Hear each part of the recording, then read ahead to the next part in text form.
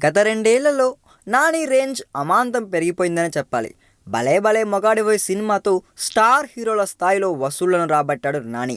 'Gentleman', 'Majnu' లాంటి average content ఉన్న సినిమాలు కూడా హిట్ అయ్యాయంటే అందుకు నానినే కారణమంటే అతిశయోక్తి కాదు. ఇప్పుడు నాని మీద ఈజీగా 15 కోట్ల దాకా బడ్జెట్ పెట్టేయొచ్చు. బిజినెస్ కూడా 20 కోట్ల దాకా వర్కౌట్ అయిపోతుంది. అందుకే ఇప్పుడు నాని సినిమాలపై బాగానే ఖర్చు చేస్తున్నారు నిర్మాతలు. దిల్ రాజు నిర్మిస్తున్న 'నేను లోకల్'కు కూడా బాగానే ఖర్చు పెడుతున్నారు.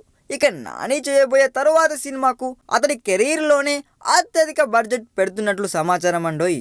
కొత్త దర్శకుడు శివశంకర్ దర్శకత్వంలో నాని చేయబోయే సినిమాకు 20 కోట్ల దాకా బడ్జెట్ కేటాయించారంట. ఈ సినిమాలో చాలా భాగం ఫారిన్లోనే షూటింగ్ చేస్తారంట.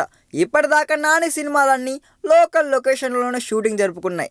అతడి కొత్త సినిమా కథ చాలా వరకు ఫారిన్ నేపథ్యంలో సాగుతుందంట. ఈ చిత్రాన్ని అగ్ర నిర్మాత డివివి దానయ్య నిర్మిస్తున్నాడు. ఇందులో కోన వెంకట్ కూడా నిర్మాణ భాగస్వామి అని సమాచారం. 'జెంటిల్‌మెన్' భామ నివేదా థామస్ కథానాయికగా నటించబోయే ఈ చిత్రం జనవరిలో సెట్స్ మీదకెళ్తుంది. 'నేను లోకల్' డిసెంబర్లో ప్రేక్షకుల ముందుకు రానుండగా వేణు శ్రీరామ్ దర్శకత్వంలో కూడా నాని ఓ సినిమాను కమిట్ అయ్యాడు. గౌతమ్ మీనన్తో కూడా నాని ఆల్రెడీ ఓ సినిమా చేయాలనుకుంటున్నారులేండి. మొత్తానికైతే నాని రేంజ్ మరో రేంజ్కి వెళ్ళిపోయిందన్నమాట. ఈ వీడియో మీకు నచ్చినట్లయితే సబ్స్క్రైబ్ చేయండి. ఫిలిమి స్టార్స్ బోలెడంత న్యూస్ బోల్డ్గా.